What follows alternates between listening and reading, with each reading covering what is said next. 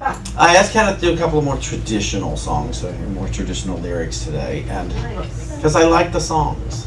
I really like, and I felt they were appropriate to our topic today. And if we would just get on board with the love of God, life would be so much easier. To realize we cannot not be loved by God.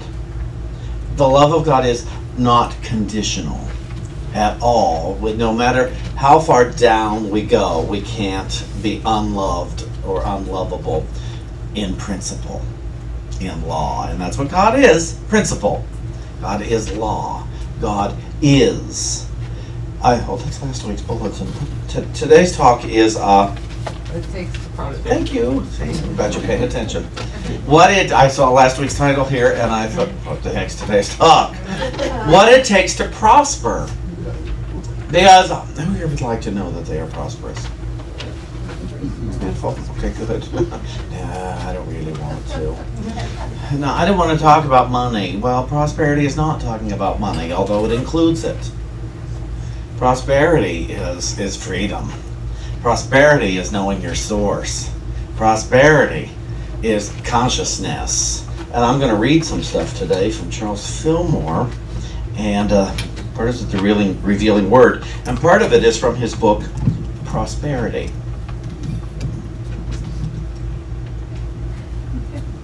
First, I will read the definition of prosperity from the revealing word. And it says, the consciousness of God as the abundant, everywhere present resource, unfailing, ready for all who open themselves to it through faith. Did you hear that?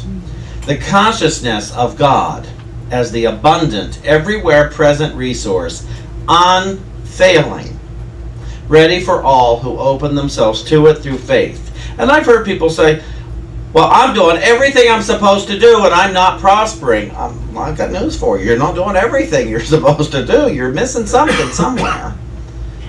Because we have to prosper. If we are obeying the laws of prosperity, we have to prosper. That's all that there is to it. Now, it doesn't mean I'm bad if I don't see myself prospering. It just means I'm missing the mark somewhere. Perhaps I am failing to see it because it doesn't look like I thought it would look like. Maybe I thought prosperity was going to look like this, but my prosperity looks like this, so that can't be it. My prosperity, I'll tell you what my prosperity looks like. It looks just like my whole life up to this point. That's what my prosperity looks like. It looks like my parents and my brothers and our home we grew up with. It looks just like all the things I have done that I called good and I called bad. It looks like whatever money I've had and have not had. It looks like all my relationships. That's what my prosperity looks like. There has never been a time that I have not been prosperous. There's only been times that I didn't know it. And therefore I suffered. I suffered when I would not acknowledge that this is my prosperity now according to the way I am thinking. And that's not a lot of fun for a lot of us to accept. You mean it could have been different if I had just thought differently? So that means God punished me for thinking badly or wrongly? No, we've never been punished by God. If you have a God that punishes, you need a new God. God is principle. And in principle, I lived according to my thoughts. I have manifested according to my thoughts. And I encourage all of us to begin looking at, maybe there isn't a way I should be thinking. You know, if this happens, I should think this about it. You know, if my family gets upset, I should think, no, there's no rule about that. There is God, and I can think this way about it. I may not know how to yet, but if you go into prayer and you ask, you'll get answers. I know because I have gone into prayer and I have gotten answers. I'm not special, and I'm not unique, and I'm not any more advanced than anybody. We are all even players. Everybody, the most seemingly fortunate and the most seemingly unfortunate, have direct access to the source. The only thing that makes some of us different than others is some of us remember that and some of us have forgotten. I'm not more advanced on the day I remember. I just happen to remember. And I'm not less fortunate on the day that I've forgotten. I'm not less fortunate. I've just simply forgotten. And this is what forgetting looks like. And if we would take the time to remember, I don't like what forgetting looks like, rather than defending. Rather than defending on the days we forgot. It's so foolish to defend our mess. Let's just call it a mess. You know, it's so foolish to defend our forgetting. It's foolish to defend. Well, I should have done it that way because they da. And I should have thought it this way because they da. And well, I guess then I'm the loser. And it's like, really? That's your defense now? I'm the loser? You need a better defense than that if you're going to win. You need a better defense than that you're the loser if you want to prosper, if you want to live in the peace and joy that is promised by the kingdom. You need a better defense than they are bad or that you are bad. We all need a better defense than, well, I would do this, but I weigh too much. I would do this, but I'm too old. I would have gotten my good if only I were prettier, taller, shorter, could sing better, could act better, could play the piano, play the violin, whatever. If only I had different parents, life would have been different, as if you would be who you are with different parents. That's not possible. You get that? Your DNA would be very different. If only I had a different past, but you couldn't have this present if you'd had a different past. And think about it. Our present is good. It's our thoughts about the past and the future that are following up, that are getting in the way of a really good present. And so to begin to think differently. Wait a minute. Because I used to think about trading places with somebody, Barbra Streisand, somebody, if I had their life, but I realized I couldn't have their life because I'm me. I would have maybe their circumstances with my thinking, and I don't know how that would work out. And then I realized, but those people couldn't be me, so there's nobody to trade with. So I better make this better in my head. It better had become better to be me in my head, in my thinking, or otherwise I'm going to just be in a walking hell here. Exactly. See? You agree? They agree. A friend of mine sent me this morning, and it said, the cost of a thing is the amount of what I will call life, which is required to be exchanged for it immediately or in the long run. That's Henry David Thoreau. And the writer of this little article says, consider the young man who was doing great in his high school studies and then suddenly started to fall behind. And one day a teacher pulled the young man aside and asked him what had happened, and the student told him. He said he had asked his father for a car.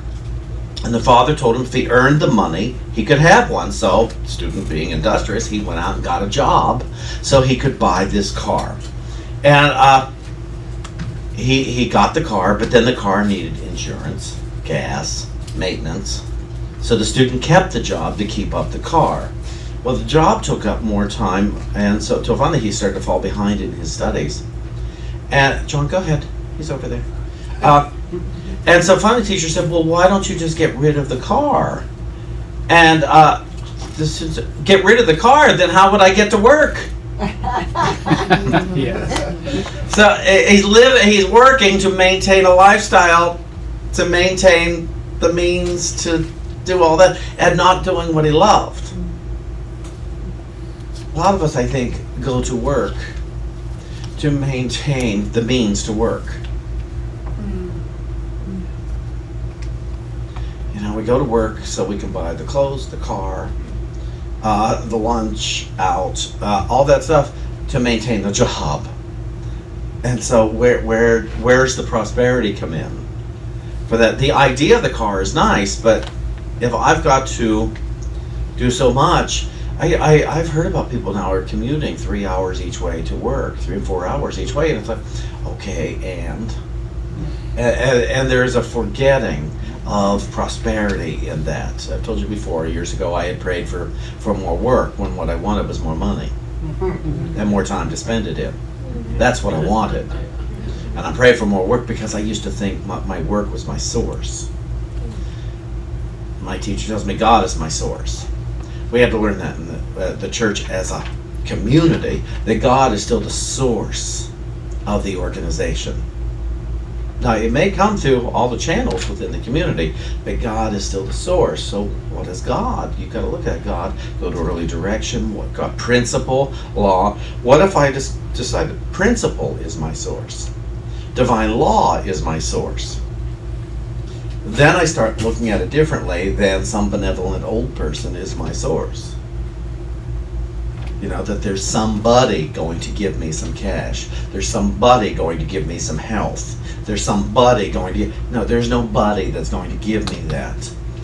Through principle, I will prosper in whatever way I become willing to prosper. A lot of us don't seem to grasp we can have health, wealth, and harmony. We're allowed to have all of them. We don't have to substitute one or the other. I can have this, but I can't have this. We can. We just haven't yet learned how to master it. Not all of us, but some of us have not yet learned how to master that. So let's look at this. Prosperity, according to Webster, is an advance or gain in anything good or desirable. Successful progress toward or attainment of a desired object. Prosperity does not mean the same thing to any two persons. So it's good to be clear on that. We don't have to agree on what prosperity looks like, but we really ought to get together on the source of our prosperity. God, the good, principle, law. In the great mind of God, there is no thought of lack, and such a thought has no rightful place in your mind. Okay, there we go. That's the beginning of the law. Lack has no place in your mind. There's not room. You really can't afford to be poor. Poor is way too expensive. Lack is way too expensive. You know, inharmony is expensive. Sickness is expensive. Wellness is far less expensive than sickness. And wealth is far less expensive than poor. Jesus said to all men, "Seek ye first the kingdom and his righteousness, and all these things shall be added unto you." Seek first the kingdom. The kingdom, which is, what that means is seek first the highest thought. Seek first what you know to be true about yourself, about your life. What you know has to be true, even if you don't know how it's true. Is there anyone here who really doesn't believe that they are inherently good and it has nothing to do with their behavior? Anybody still struggling with that? Okay, good. So, you know that you are good. So you can start each, I know that I am good. So it can't be that I'm missing out on something because I'm not good. Let's start right there. So there is no universe holding a grudge. So we go from there to, okay, if I'm good, if I am good, capital G good, no opposite. Now it must be about my thinking, which leads to my behavior. And we're not going to say we don't have good behavior, but we can say we have less than desirable thinking or behavior. We're not going to call it bad. We're going to call it ineffective or ineffectual. Now, this seek ye first the kingdom, it's about conforming to the law of right thinking, regardless of creed, dogma, or religious form. Get into the prosperity thought and you will demonstrate prosperity. Cultivate the habit of thinking about abundance everywhere present, not only in the forms of imagination, but in forms without. Jesus did not make a separation between the two as though they were at odds with one another. He said, "Render therefore unto Caesar the things that are Caesar's, and unto God the things that are God's," which meant pay your taxes, pay your bills. You made a commitment, pay for these things, but unto God, that which is of spirit, give to God. The solution to how do you pay your taxes, give to God. The solution on how to maintain your body, give to God. That which is spirit. But then you got to move your feet, and you're living in a world that we so far have agreed on with taxes and bills and what have you, and some sort of exchange for goods. Put things in their right relation. The spiritual first and the material following. Each where it belongs and render to each its own. That's why we teach tithing. Tithing 10% off the top to where you are spiritually fed. From the other 90, live your life, the rest of your life. It's surprising how much further 90% goes though when you tithe 10%.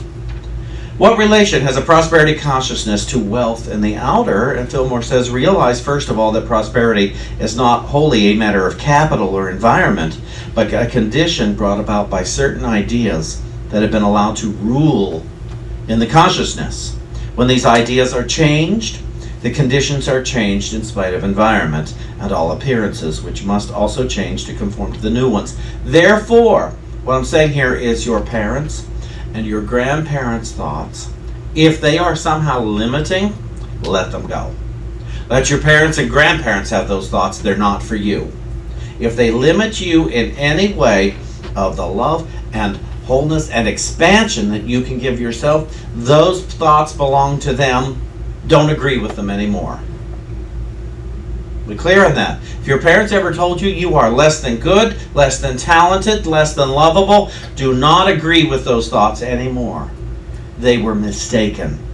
You don't have to hate your parents, just realize, oh, those people were so off base about me. Oh, I could laugh about it now. How off base those people were. I don't have to be mad at them, but I'll be darned if I'm going to agree with them anymore. That is not respectful of your parents to agree with any limiting thought. We clear on that? There we go. You do what to who? They wouldn't want that either. Well, you don't know what they want. It's none of your business what they want. What do you want? We are sometimes asked whether we advocate the accumulation of riches. Charles was asked that about the unity, he and his wife Myrtle, our co-founder, Myrtle Fillmore, really the reason for unity. But they were asked, do they advocate the accumulation of riches? And Charles says no. The accumulation of riches has been explained. It's futile unless it is the outgrowth of a rich consciousness. We advocate the accumulation rather of rich ideas, ideas that are useful, constructive, and of service to the well-being of all mankind. The outer manifestation of riches may follow or it may not, but the supply for every need will be forthcoming because the man of rich ideas has confidence, man or woman of rich ideas has confidence in an all-providing power that never fails. How many of you are focused on an all-providing power that never fails? Get on board with it. Those of you who don't yet, get on board with it. There is an all-providing power that never fails. Never fail. I love that. That's a promise. That there's an all-providing power that never fails. Now, I can't tell you you're going to change your neighbor. What I will tell you is when you are assured of this all-providing power, you will see your neighbor differently. One may not have an extra dollar, but his ideas have merit and he has confidence. A combination that cannot fail to attract the money to carry him forward. This is true riches, not an accumulation of money, but access to an inexhaustible resource that can be drawn on at any time to meet any righteous demand. When a person has this rich consciousness, there is no necessity for laying up gold or accumulating stocks and bonds or other property to ensure future supply. Such a one may be, and the reason I read this, it's not about that we're not allowed to have a savings account. It's not about that. But we've got to stop telling ourselves that we're not prosperous now because we don't have enough for later. How are you going to get enough for later if you're not prosperous now? Y'all with me on this? So stop hating yourself or your life because you don't see where you're going to be in 5 years from now yet. See yourself now. Is there anything missing now, or do I need to draw on the inexhaustible source and supply now for now? It's just wonderful how they thought. Such a one may be most generous with his wealth without fear of depletion because his rich ideas will keep him in constant touch with abundance. Those who have the thought of accumulating material wealth, a thought that is dominant in the world today, are unbalanced. They have a fear of the loss of riches that make their tenure insecure. Their prosperity is based on a wrong idea of the source of riches and eventually means disaster. The sin or the missing of the mark of riches is not in the possession, but in the love of money. They say a material selfishness that leads to soul starvation. You know, I've got to work till I can maintain my car so I can get to work. Universal mind controls all nature and is in possession of its products. The earth is the Lord's and the fullness thereof. The earth is the Lord's and the fullness thereof is a great truth. Puny personal man uses all his craft to get control of the products of nature, but is always defeated in the end. Has anybody ever gotten a new car and it stayed new? You may maintain it well, but it still ages. Thieves and rust break in. Only the universal man of spirit is in undisputed possession, and to him God says, all that is mine is thine. Jesus did not have title to a foot of land, and evidently had no money, for the apostles carried whatever funds the company had. Jesus did not even burden himself with a tub, they say. Yet he was always provided with entertainment of the best. He took it for granted that whatever he needed was his. He was rich in every way, for he had the prosperity consciousness and proved that the earth with all its fullness does belong to the Lord, and that we are heirs to it. The point is, don't worry, because the worry is what pushes it away. Worry pushes our good away. Oh, if you've ever been in a relationship and you were worried about it ending, oh, does that push that person away? Mm-hmm. There's nothing like worrying about whether or not you're going to leave me that will make you leave me.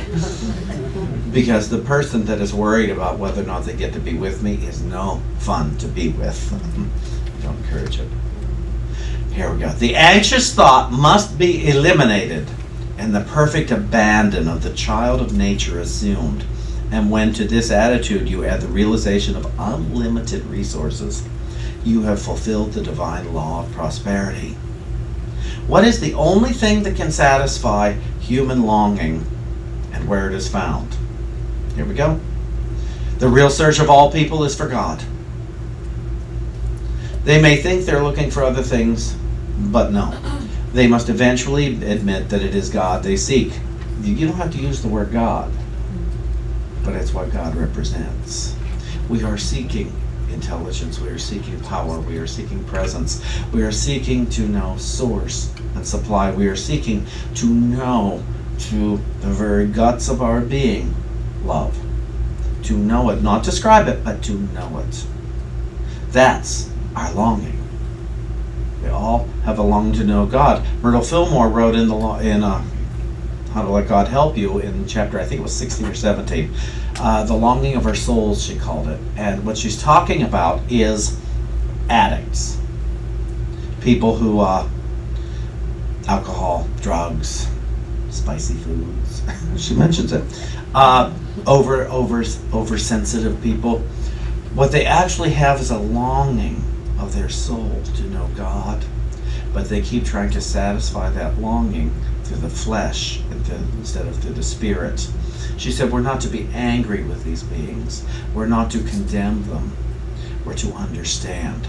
They actually have a longing. In my recovery from stuff, that gave me more comfort than anything I had ever read.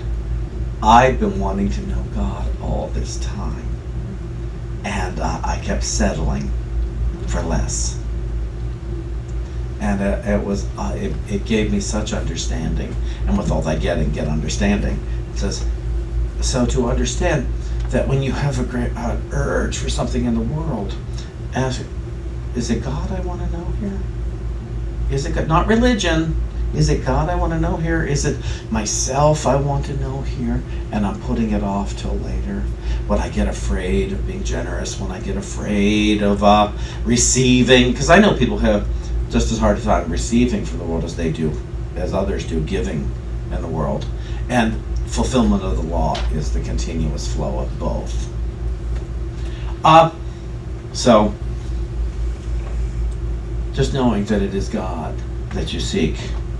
And having once felt God's presence within them, they are keenly conscious that only God can satisfy. The place where we meet God should be made so sure and so pure that we can never mistake God's voice or be hidden from God's face. The place we know is the mind, the inmost recess of the soul. The kingdom of the heavens is within us. So I'm going to read you just the last part of this. And it says, should we be specific and definite in our prayers for increase? No. It's not advisable to hold for too specific a demand, because you might visualize $100 when there's 1,000 waiting for you. Do not limit the substance to what you think you need or want. Rather, broaden your consciousness and give infinite mind freedom to work, and every good and needful thing will be provided you. Make your statements broad and comprehensive so that your mind may expand to the infinite rather than trying to cram the infinite into your mind. And the advice is, write a prosperity affirmation of your own, embodying the 4 essential steps of recognition: love, faith, and praise.